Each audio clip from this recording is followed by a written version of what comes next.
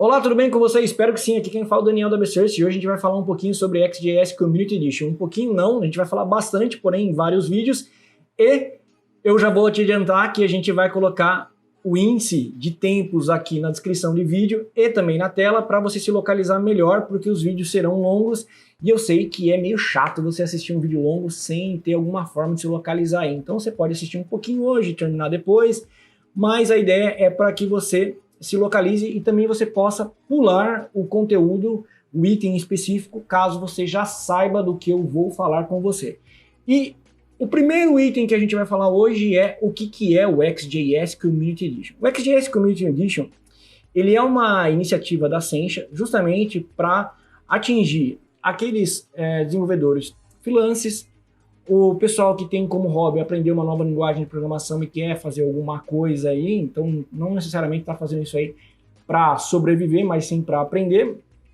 Empresas no modelo de startup que está querendo ter uma possibilidade de desenhar um layout bem legal e uma funcionalidade visual bem legal mesmo, para de repente atingir alguém com aquele, como é que chama mesmo? Eu esqueço o nome da expressão, o discurso de elevador, o pitch. Eu esqueci o discurso de pitch lá, mas enfim. E aí você vai poder usar o XJS nesses casos aqui, desde que você não atinja a limitação de $10 mil de faturamento da empresa por ano. Então, lembrando, é $10 mil do faturamento da empresa ou do desenvolvedor. Então, por exemplo, se você tem uma empresa ou você, vamos melhor, você é um desenvolvedor, você usa um pouquinho de React.js, Vue.js, AngularJS e com o XJS você faturou menos que $10 mil, está ok? Não, não está ok, porque ele quer o montante do seu faturamento. Se você for um cara aí que aponta muito bem o que você fatura por ano, você pode usar o XJS se você faturar menos do que $10 mil por ano, de maneira gratuita, porque é isso que ele oferece para você. Lembrando que para startups que quer usar o XJS para fazer um desenho de layout, para fazer essa apresentação, ela é bem legal porque você consegue desenhar interfaces muito avançadas de uma maneira muito rápida, tá? Então é bem tranquilo você também chegar nessa parte de prototipação visual, é muito rápido. Beleza, então respondi para vocês o que é o XJS Community Edition. E agora a próxima pergunta é por que o XJS Community Edition? O XJS Community Edition, eu acho que vale a pena você utilizar porque eu vou dar o exemplo da Bsearch aqui, tá? A Bsearch hoje ela já tem licenças XJS adquirida, eu sei que é cara, mas a empresa já adquiriu. E qual que foi o motivo? Porque houve uma estratégia lá atrás de que seria um investimento para a empresa ter essas licenças para poder desenvolver e entregar um produto superior. Nós estamos falando aqui de produtos no modelo Enterprise, ou aplicações robustas, é para isso que o XJS serve. E já chegou também casos de a gente chegar em empresas que, por exemplo, tem um projeto em Angular, mas poderia ser em React.js também. Aliás, já teve exemplos de React.js também, ou Vue.js, e aonde a empresa, ela tem, por exemplo, vou dar um caso de um cliente aqui, que era o dono da empresa, ele estava bancando o projeto, então ele contabilizava as horas de desenvolvimento e sempre tinha um desenvolvedor que chegava lá, o primeiro desenvolvedor resolveu desenvolver com Angular numa versão X e ele era muito entusiasta de esse mundo open source, que eu acho também muito bom, é válido pra caramba, tá? Não estou falando mal não. Porém, ele começou a pegar um grid de um fornecedor, um menu de um outro fornecedor, um date picker de outro fornecedor e aí o cara vai fazendo a junção lá para deixar uma aplicação legal para atender o cliente naquele momento. Só que chega uma hora que o desenvolvedor vai embora. Por quê? Porque ele vai arranjar um novo emprego, ou porque acabou o projeto, enfim. E o projeto fica lá na empresa. E aí, de repente, você precisa da manutenção desse projeto. E aí aquele desenvolvedor não está mais disponível e você vai contratar um outro desenvolvedor. E o outro desenvolvedor, geralmente, quando chega, e você pode ser sincero comigo, você pode deixar no comentário aqui se eu estou falando que se não acontece isso. O segundo desenvolvedor chega e fala assim, puxa, mas isso aqui foi desenvolvido de uma maneira totalmente errada, porque o certo não era aquele grid que ele escolheu, era esse grid que ele escolheu, e aí ele vai dando as justificativas para explicar por que o patrocinador, né, o stakeholder do projeto, não viu isso, então, olha, eu vou ter que refazer esse pedaço aqui ou refazer o sistema inteiro, a plataforma inteira, só que agora numa plataforma bem melhor. E aí, geralmente você que está contratando, você fica meio receoso, você não sabe se é aquilo ou não, você vai lá e banca a ideia de refazer de novo. E mais uma vez vai acontecer esse ciclo. O cara vai terminar, a pessoa vai terminar esse desenvolvimento, vai entregar, e o que vai acontecer no final? Esse cara vai sair da empresa, ele não vai estar mais lá, e você vai ter um novo ciclo de alteração, e o terceiro cara que chegar vai falar a mesma coisa, vai falar, olha, eu acho que foi desenvolvido errado, eu acho que tinha que ser desenvolvido assim ou assado. E aí eu vejo que o XJS ele vem de uma maneira muito mais fácil para resolver esse problema. E lembrando, e deixar bem claro para vocês, assim como tem muita gente que vende aí a melhor stack do mercado, eu vejo o pessoal vendendo, por exemplo, o React.js, a melhor stack do mercado. Eu acho que não existe a melhor stack do mercado. Existe a stack certa para projetos certos, tá? Então não vai nessa, porque tem muita gente que está querendo vender curso. E o negócio do cara é vender curso, e tá certo ele vai pintar o pavão do jeito que ele acha que tem que ser. Porém, com o XJS, ele não vai resolver todos os seus problemas, tá? Então, já vou adiantar por quê. O XJS, ele é bom para quê? Ele é bom para projetos robustos, como eu falei agora de pouco, tá? Então, quando você precisa de um projeto que você consegue colocar muitas funcionalidades, colocar, por exemplo, abrir várias telas ao mesmo tempo, com componentes de gráfico, por exemplo, integrado com um grid, e o grid reflete a alteração que você fizer no grid, reflete no gráfico de maneira instantânea, de uma maneira rápida, porque realmente o framework inteiro é integrado, ele vai dar essa resposta para você. Quando você precisa fazer interfaces cada vez mais complexas, o framework vai resolver isso para você. Ele tem um sistema de layout muito bom, ele tem a parte a integração com o pacote de dados é muito boa. O XJS ele vai te atender assim, com muita versatilidade e de uma maneira muito completa. Porém, eu não recomendo, por exemplo, o XJS quando você tem um website e você precisa pegar um canto do website lá, colocar dados reais, dados online do que está acontecendo, ou um site mais voltado para, por exemplo, uma loja virtual.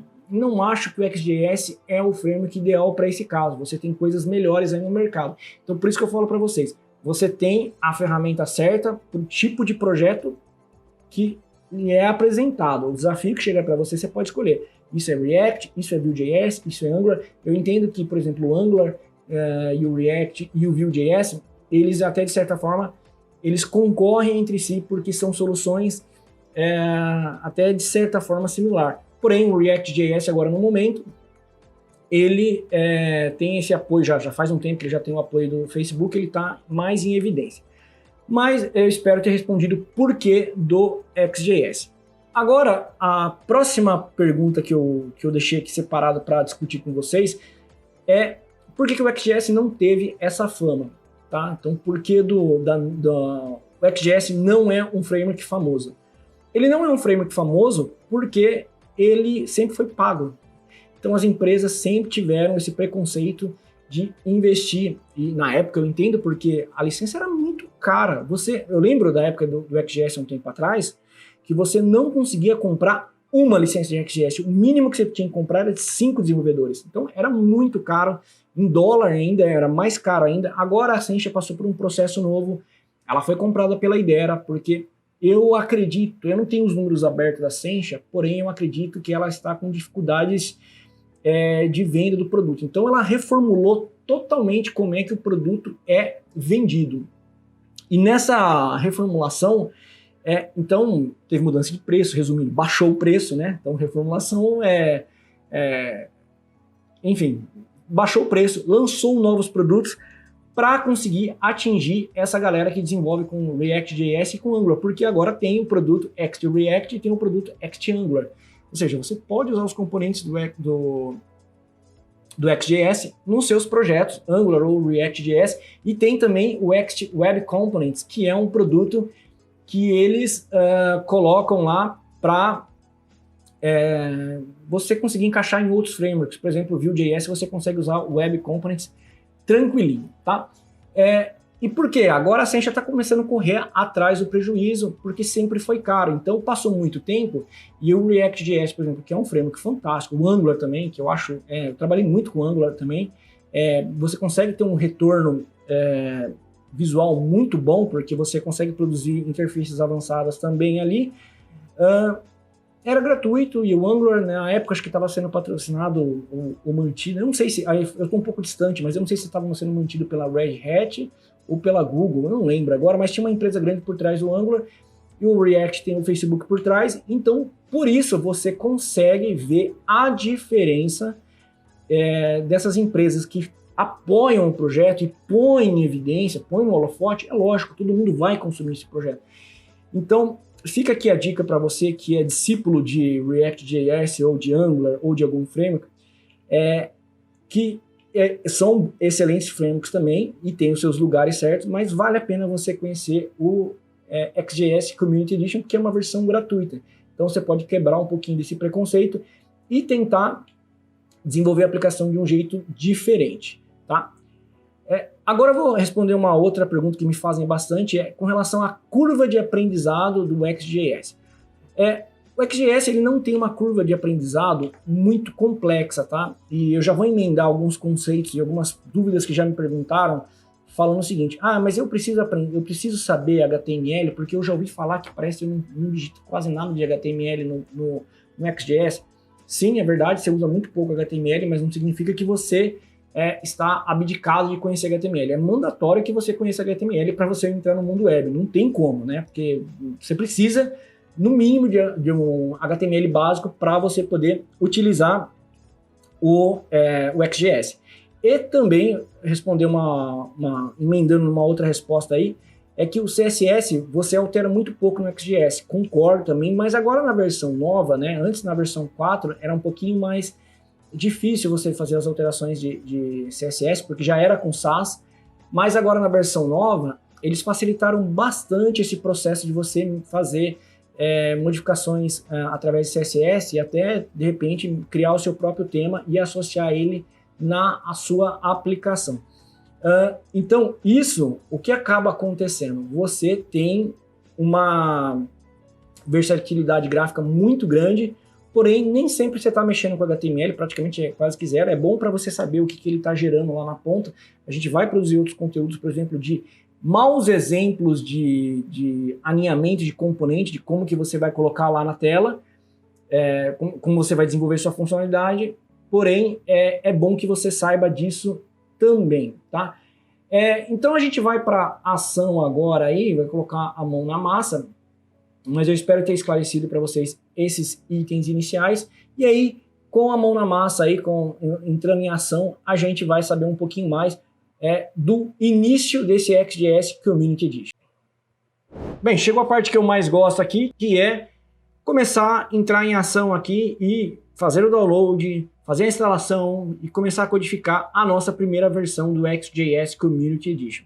E para isso eu preciso deixar um recado importante, que eu vou deixar um link para o post do blog da Besource no comentário fixado aqui desse vídeo, para que você vá lá e copie os links que eu vou utilizar aqui, os comandos de linha que eu vou utilizar aqui e qualquer informação relevante que eu vou deixar para você copiar e colar, porque lá eu tenho a condição melhor de formatar o texto e te atender melhor, tá bom? Então, dito isso, não esquece de conferir o comentário fixado desse vídeo e se você quiser conversar alguma coisa em termos de dúvida do que você viu aqui, se você emperrou em algum ponto, deixa um comentário ou aqui no vídeo do YouTube ou um comentário lá no blog para a gente poder tentar te ajudar da melhor maneira possível, certo? Agora a gente vai falar como a gente faz o download do XJS Community Edition. Bem, não é um download direto, explícito, assim, que você vai ter um URL que você vai clicar e vai preencher, e vai fazer o download do XJS. Mas sim, você vai preencher um formulário, esse aqui que está aqui na tela, e nesse formulário você vai dar os seus dados. Para quê? Porque os caras querem que você seja um lead deles, para que você responda, para que você receba e-mails de propagandas, de promoções deles e também das features que tem dentro do XJS, tanto do Community Edition quanto das outras versões.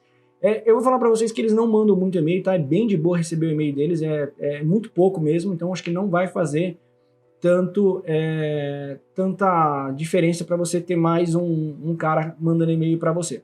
E aqui depois ele vai dar uma longa página para você ler e você entender a questão da licença. Lembra que eu falei para vocês dos 10 mil dólares por ano que você pode faturar com XJS? É nessa página que tem essa informação aqui. Então aqui você vai tirar todas essas informações, lembrando que o link vai estar no post lá do blog da Bcerce, tá? Então depois que você lê isso aqui, você volta aqui, preenche com seus dados, clique em Download Now e aí você vai receber um e-mail do MyGet para você acessar a página lá, e de lá você vai ver os seus pacotes que você tem direito a fazer o download. Lembrando que, com relação a esse download aí e essa e-mail que você vai receber do Sencha MyGet, eu vou deixar aqui depois eu já vou fazer um passo a passo de você acessar com o NPM. E aí você vai seguir esses passos e você praticamente não vai nem precisar acessar o MyGet, tá bom? Então só deixando isso bem claro para você. E agora eu vou te mostrar o e-mail que eu recebi. Bem, e esse aqui é o e-mail que eu recebi da Sencha para falar que, olha, muito obrigado por você requisitar o XJS Community Edition. Ele vai dar algumas informações aqui relevantes para gente, que é o que você vai acessar. Você vai acessar o MyGet, que eu já tinha falado antes, né? E depois ele vai falar uma coisa importante aqui, que é o seguinte: por favor, tome nota que o seu usuário do MyGet é o seu e-mail substituindo o @ por 2 pontos, tá? Isso a gente vai ver isso aí daqui a pouco na hora de acessar tanto pelo NPM quanto acessando o site do MyGet. Então agora a gente vai acessar o site do MyGet. Não tem sentido acessar, mas mesmo assim eu vou mostrar para vocês que é só para vocês terem noção de qual é o repositório que vocês têm acesso, tá bom?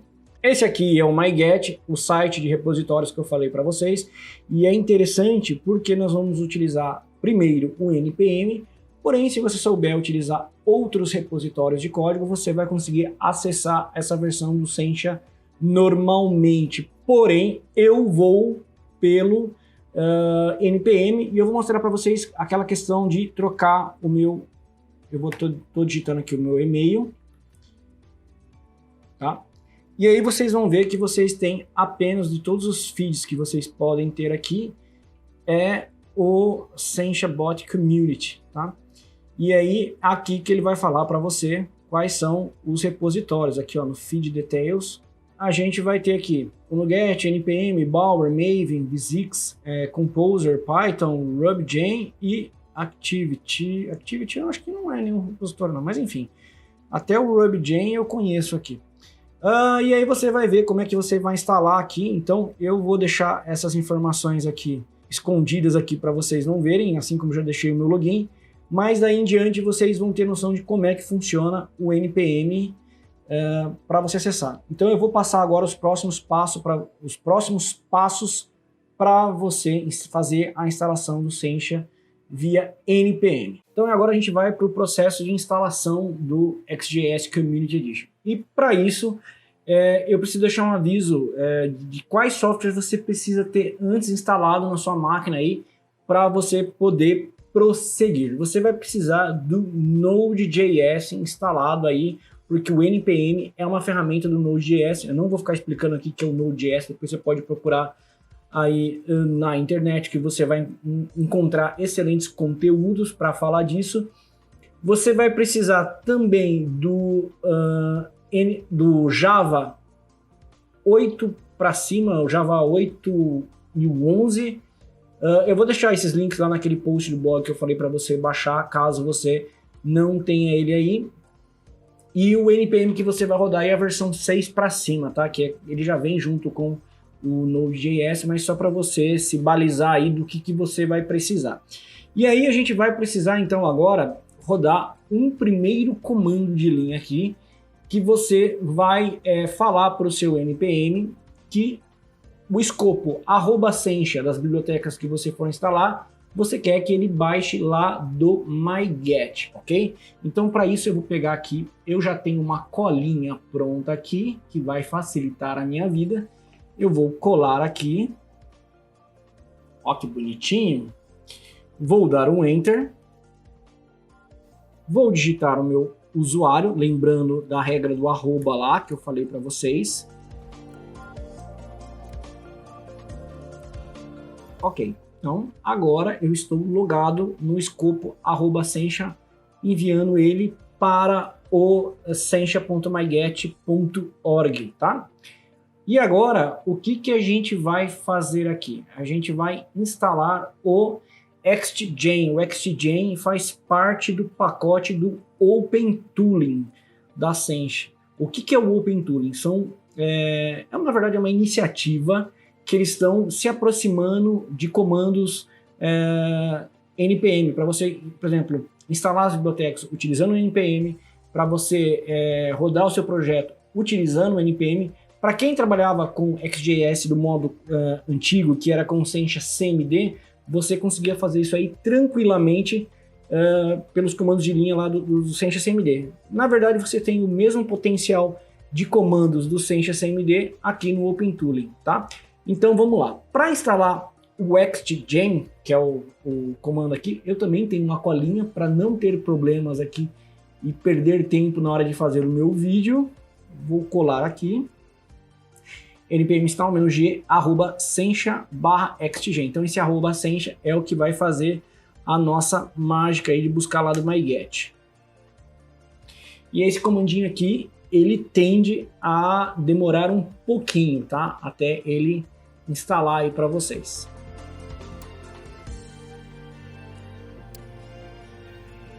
Pronto, então temos aí o XGen instalado e aí a gente vai fazer a instalação, a geração da nossa primeira aplicação XJS, tá?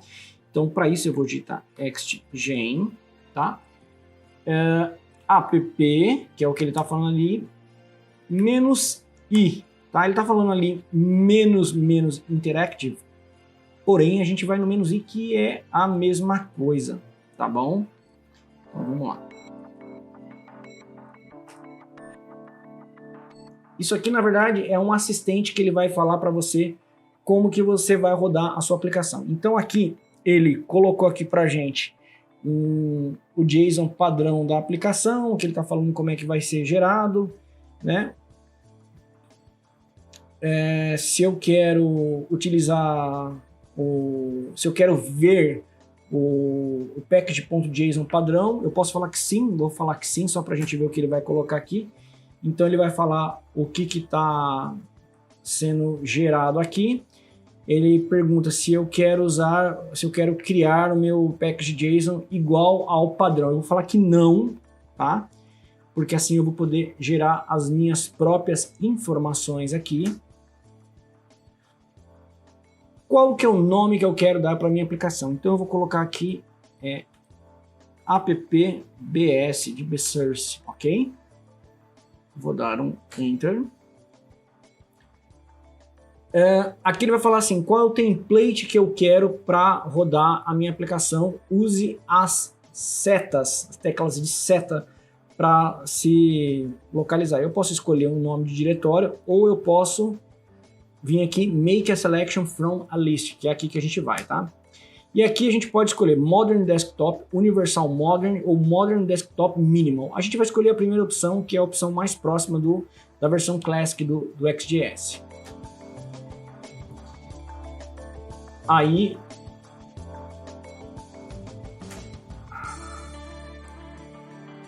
qual que vai ser o nome da nossa package aí, o nome do nossa biblioteca, né? Vocês vão ver que para quem trabalha com C#, Java, o C#, o namespace e o Java como package, você vai ver que isso é muito comum dentro do XJS, a gente vai usar ele como app-bs.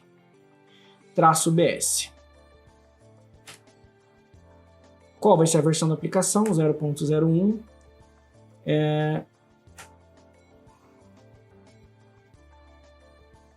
Por enquanto a gente vai deixar aqui o GitHub. E aqui eu vou colocar The Source Consultoria, tá? Em sistemas limitada.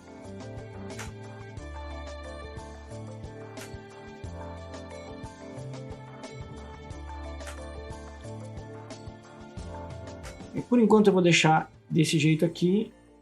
Você quer gerar a sua aplicação com as configurações acima? Sim. E aí ele vai gerar essa aplicação aqui pra gente. E depois disso, o que a gente vai acabar vendo aqui? Ele vai criar ele vai fazer o download do Modern Toolkit.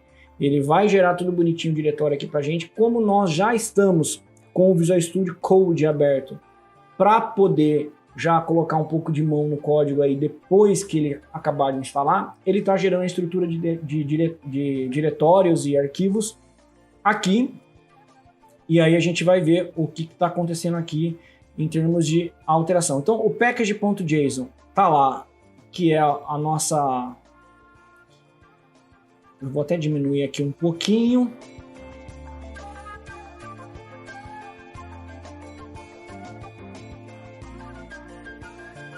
Tá? E aí tá aquelas informações que ele tinha falado aqui, e por aí vai, você vai ter uma série de interpretações aí do que está acontecendo aqui para ele instalar o XJS. Lembrando que ele vai ter o suporte do Webpack. Para você que já conhece o Webpack, sabe mexer com o Webpack, vai ter coisa aqui que você pode depois alterar, caso necessário. E aqui tem os comandos que ele vai rodar aqui para poder funcionar a aplicação. Então, quando a gente vai, depois aqui que ele acabar de instalar, a gente vai rodar o npm start, tá? Eu acho que é npm start. É npm start, isso. Depois eu vou conferir para vocês, mas acho que é o npm start. E aí, quando a gente digitar, ele está falando aqui, ó, quando você digitar start, rode o comando dev desktop. E aí, na verdade, ele vai rodar esse comandinho aqui para poder rodar a aplicação, tá?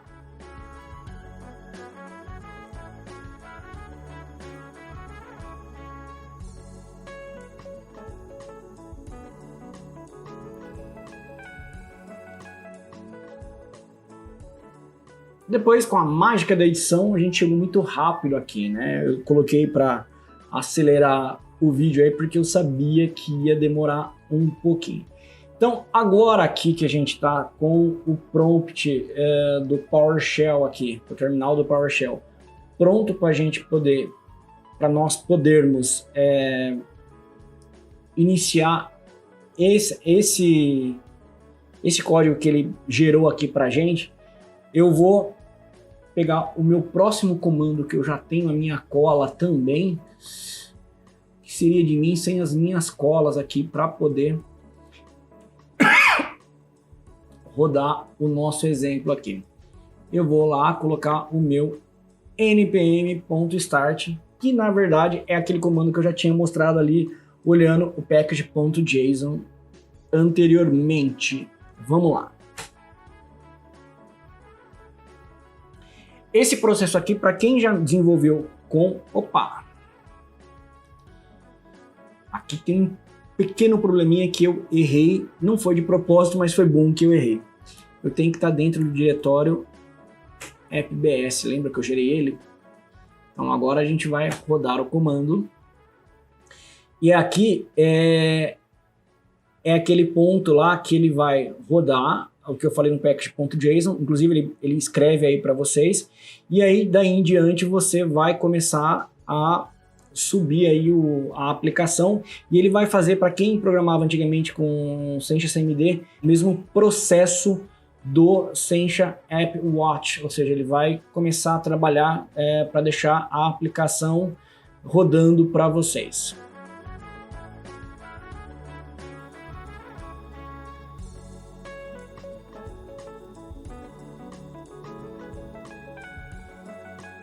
E aí chegamos na nossa aplicação rodando aí, também com mágica de edição para adiantar um tempinho aí. Olha, eu vou falar para você, se sua máquina não for uma máquina um pouquinho melhor, aí você vai ver que ela vai demorar um pouquinho para rodar esses primeiros comandos. Depois o resto vai bem rápido, tá? Tô só fazendo esse comentário com vocês porque é normal caso isso aconteça. Aqui já tem a primeira aplicação que ele vai deixar aqui rodando para você.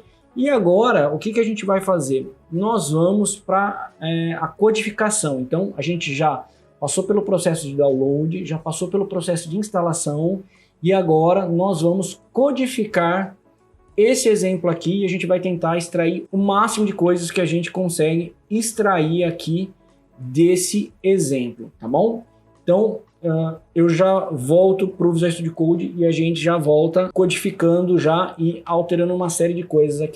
Bem, então vamos começar a fazer as alterações aqui na nossa versão e para fazer as alterações tem algumas coisas que, se você for seguir o que está aqui na página do home dele aqui, a página de exemplo que ele vai te dar, ele vai falar, ó, isso aqui é um template de uma arquitetura padrão, de uma aplicação desktop, que o lado esquerdo está o menu, que o lado direito tem a parte central do que você está vendo, e você também pode ter como se fosse um menu do lado direito também, que ele fala aí, o Detail View, e isso aqui é uma Single Page Application, que você pode usar aquela API do HTML, que é com o sustenido aí, que seria a hashtag, que vai ativar um modo histórico de navegação, funciona bem também. E cada view está isolado no seu próprio diretório dentro do diretório view, né? A view vai ter os arquivos SAS para você alterar, view controller, view model, que você chama isso aí de view package, né? E aí você vai ver lá no código-fonte, nós vamos ter tanto o diretório home quanto o diretório personnel, que é o diretório que já é do grid que a gente estava vendo agora de pouco. E aí se você clicar, você vai ver o grid, que é o que a gente já viu. E aí ele fala assim, ó, para você construir um novo view package, você precisa rodar o comando abaixo, né? E aí você vai dar um nome e ele vai gerar aqui com um shortcut aqui. E para você mexer no tema, basta mexer lá dentro do diretório app, desktop, SAS, var, e lá para quem sabe mexer com SAS, realmente vai trocar a cor da aplicação. Porém, o comando aí em cima, esse xgen view package employee não vai funcionar, tá? Pode ser que funcione para você, é até melhor que não funcione porque a gente vai fazer manualmente, tá? Então eu vou colocar aqui só para a gente ver. Detalhe, eu já abri um novo terminal aqui no Visual Studio Code, para você que não saiba como faz isso, ó, lá já estava rodando aquele comando que eu tinha deixado aqui para vocês da outra vez. E aqui eu abri um novo prompt aqui do PowerShell para mim e já estou no diretório appbs e eu vou rodar aqui o comando. Ele vai falar assim, ó, not Ascensia CMD project, ok?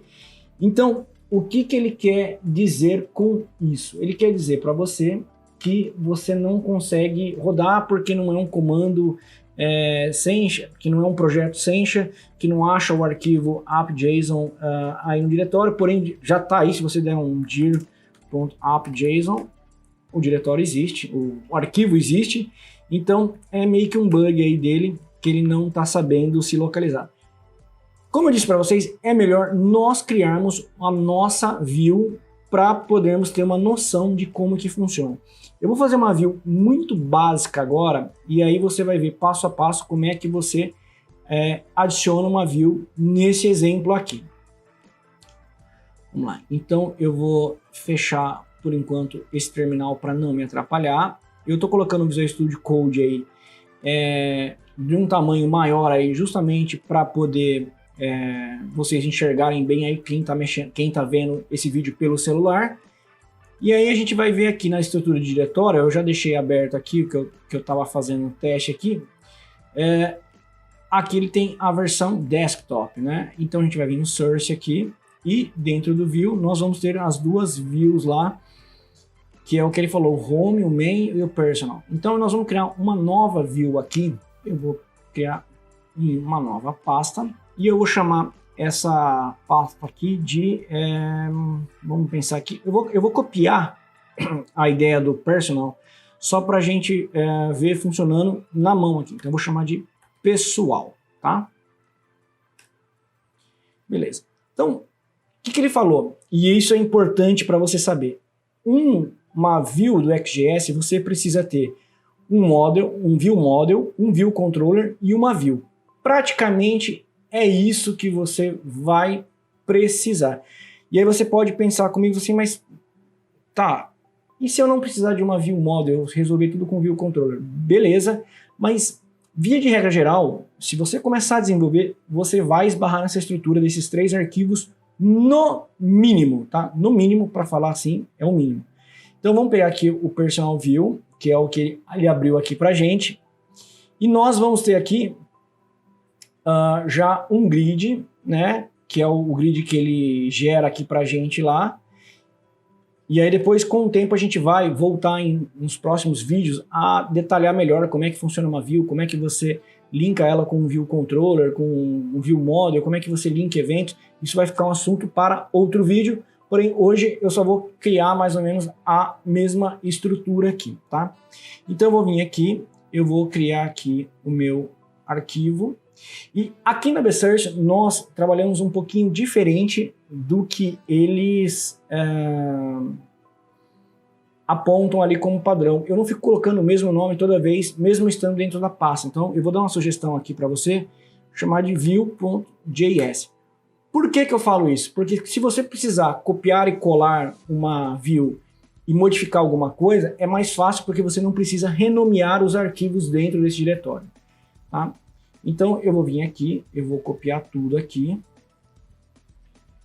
E aí, ó, para eu poder deixar isso aqui certinho, eu vou ter que mudar isso aqui para pessoal e apagar aqui para view. Com isso, eu já tenho a minha classe já praticamente criada aqui.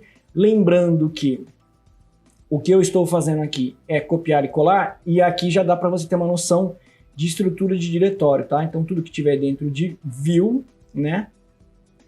Aqui é source, view, pessoal, ele vai começar a procurar daqui. Então eu vou chamar isso aqui também de, no meu xtype, de pessoal. E aqui na Bsearch também nós fazemos uma regrinha diferente também, a gente coloca um traço nesses tipos de cenário. Na classe, essa classe, esse CLS aqui, é a classe do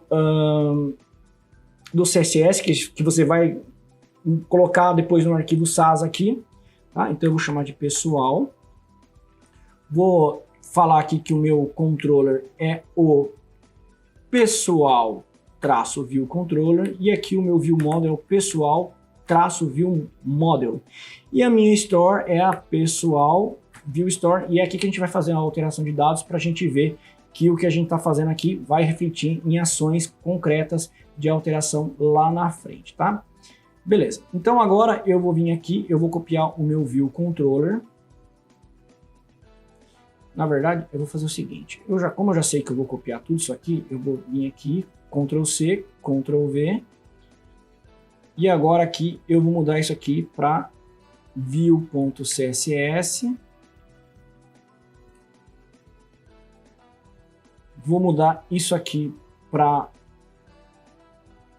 view controller, e eu vou mudar isso aqui para view model, e esse aqui para view store.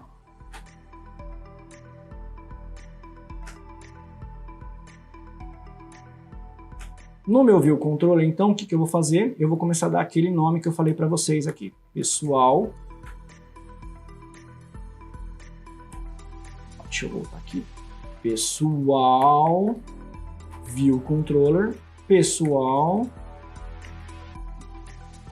view controller, tá? No meu view model, eu vou vir aqui e vou fazer a mesma coisa. Então, vou mudar aqui para pessoal view model, pessoal view model. No meu view store é a mesma coisa, então eu vou vir aqui pessoal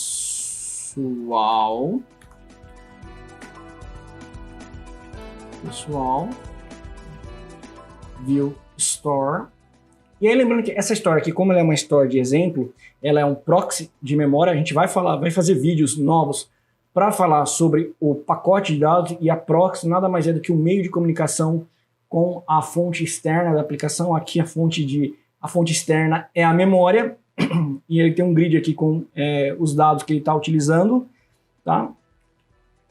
E, inclusive, aqui ele já está agrupando o grid pelo campo de departamento.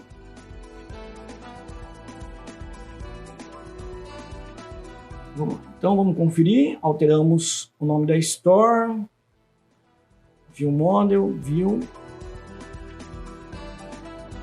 Tá. Esse aqui já é a view, e detalhe, a view aqui já é um grid, tá? O que falta aqui? Colocar essa view no menu lateral do lado esquerdo. Como é que a gente vai fazer isso?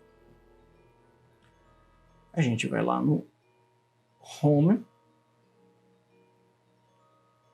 Home não, desculpa. Nós vamos...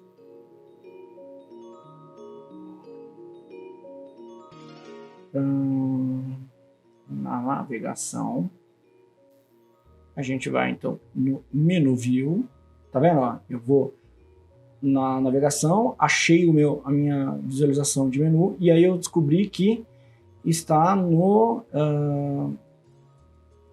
minha store de menu. Então, para eu achar a minha store de menu, aonde que está essa store? Então a gente vai clicar aqui, Ctrl P para a gente procurar. Está aqui no View Model. Aqui, ó, tá vendo? Então, isso é legal também para você entender o seguinte: o View Model, quando você associa ele com uma view que é sempre no nível mais alto hierarquicamente falando, que é no caso aqui na Main View, ele fala quem que é o controller, é esse cara aqui. Quem que é o View Model, é esse cara aqui. Então, quando você já tem o controller e o View Model tomando conta de uma view, os subcomponentes vão estar todos atrelados a esse controller e a esse View Model. A gente vai voltar aqui no nosso Main View Model, e o que nós vamos fazer aqui? Vou até organizar esse código que está mal indentado, que me dá aflição. Vou dar um Ctrl B aqui para a gente poder ver melhor toda essa linha. Vamos copiar e colar, arrancar essa vírgula sobressalente. Vou mudar para pessoal. E vou mudar isso aqui para pessoal-view, tá? E aí, depois que eu fizer isso, o que eu vou fazer? Eu vou apertar o Ctrl acento aqui, vou lá no primeiro prompt aqui, e aqui ele já está recompilando a aplicação a todo momento que eu faço uma alteração para deixar a aplicação atualizada para a próxima vez que eu requisitar ela, tá? Então eu vou mudar aqui, como eu sei que eu estou no pessoal, eu vou mudar então de Gianluca para Daniel. E eu vou colocar aqui então daniel.bueno@bsource.com.br. E o meu telefone, eu vou colocar aqui, mais 55, o DDD aqui de Americana.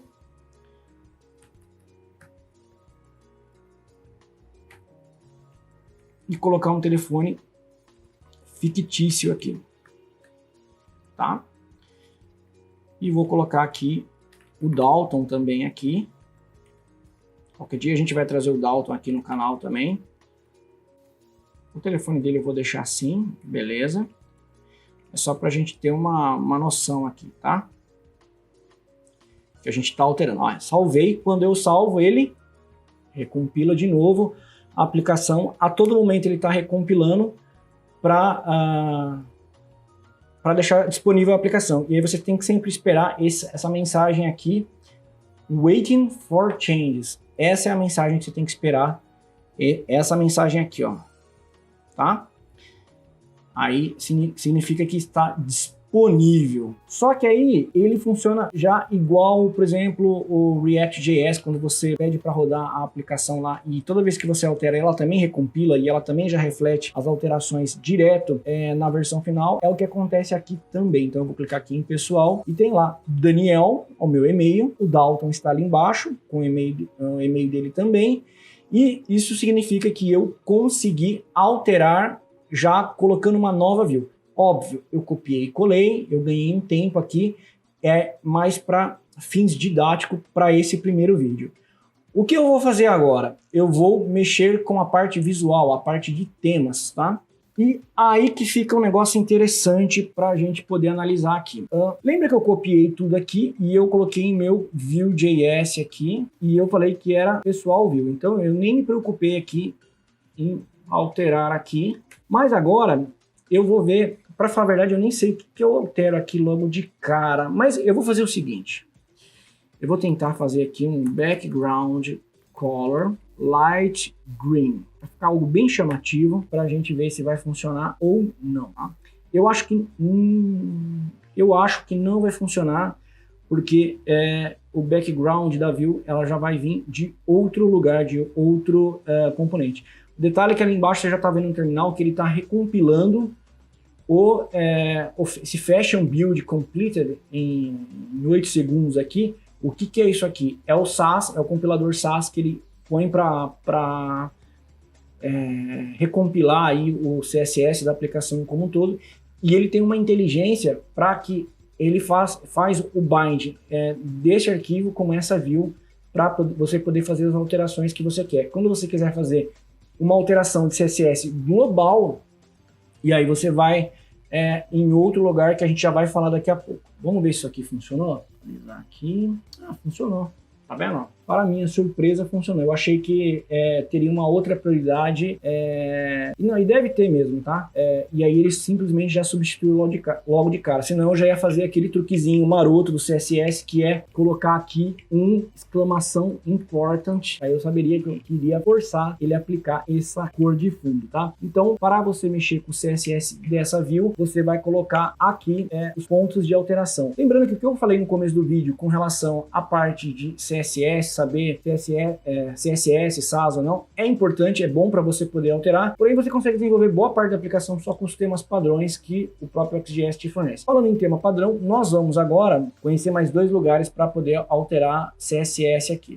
Você tem aqui, logo na raiz da aplicação aqui, né? Se a gente vier aqui, fechar aqui, fechar aqui, fechar aqui, fechar aqui, e aí então você tem o diretório source lá do desktop.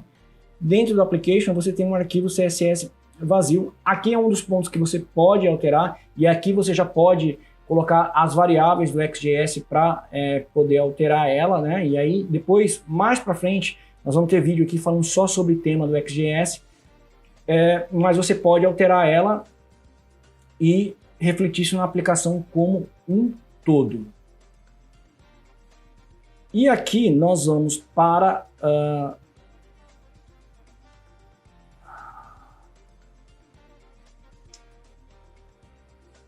deixa eu ver, eu até estou na dúvida aqui. Aqui, ó, desktop, não é dentro do source não, dentro do SAS, nós vamos ter o arquivo var, que é o que ele falou lá na tela inicial.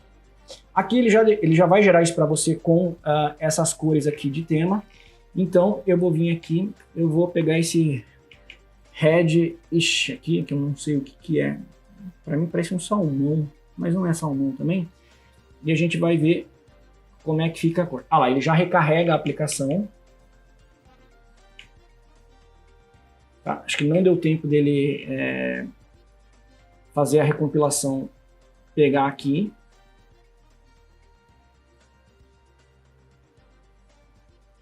E agora está funcionando. Então, beleza. Então, temos já como trocar a cor da aplicação como um todo. Então, ele já faz uns cálculos meio inteligentes aqui para saber o seguinte, olha, quando o menu estiver selecionado, é a cor, a base color, com um lighting ou seja, uma cor um pouco mais clara dessa versão para eu poder escolher aqui. Ou, no caso, o menu, ele também já faz todo um cálculo aí de variação de cor porque se você basear numa cor selecionada, ele já vai fazer o restante para você. Se eu vier aqui, por exemplo, ó, e eu vou deixar esse cara aqui e vou mudar ele aqui para Dark Gray, tá? Eu acho que é Dark Gray, assim que escreve, eu não lembro agora. É, Dark Gray. Eu vou deixar ele gerar aqui. Vamos esperar ele acabar de fazer o Fashion Build aqui. E a gente vai lá e vai alterar para ver como é que fica. E aí ele já deixa o tema cinza aí. Então vamos só voltar aqui na nossa view. Vamos tirar esse light green aqui que não tá legal. Tá? E vamos deixar assim por enquanto.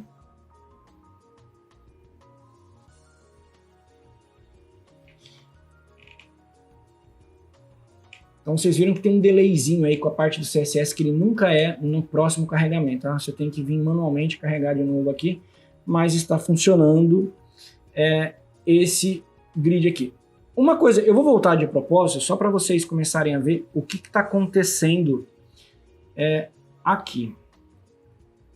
Eu vou voltar aqui e eu vou na minha view aqui.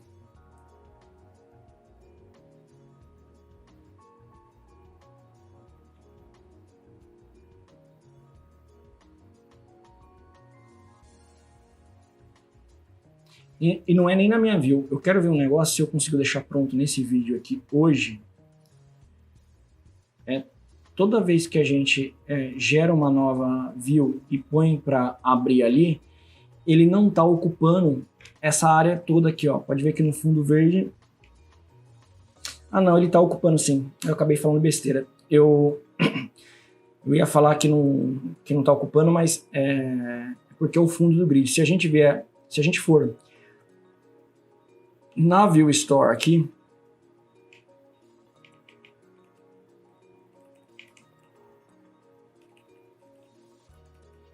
replicar várias linhas aqui, ó o que vai acontecer.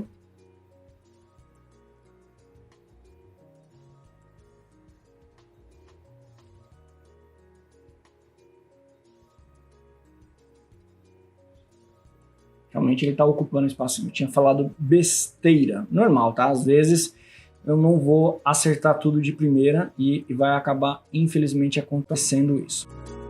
Então é isso aí, pessoal. Muito obrigado por assistir até agora. Vou pedir para você compartilhar esse vídeo com alguém que está querendo aprender XJS. Eu acho que o melhor caminho é aprender com XJS Community Edition hoje, porque além de aprender legalmente, você consegue, inclusive, ganhar uma grana com isso, porque XJS é bom, tá? Te gera muita produtividade. Ou você comentar sobre esse vídeo com alguém que está na indecisão de qual framework vai utilizar para um projeto mais robusto, tá? E pedir para você também se inscrever no canal, ativar o sininho para não perder o próximo vídeo, deixar um like se você realmente gostou, e a gente vai ter sessões de perguntas e respostas para os próximos vídeos. Talvez para o próximo não dá tempo, porque a gente está gravando em lote, mas nos próximos vídeos aí a gente pretende responder perguntas de vocês e de repente pode ser que uma pergunta sua vire um vídeo aqui do canal, tá bom? Então, muito obrigado e tchau!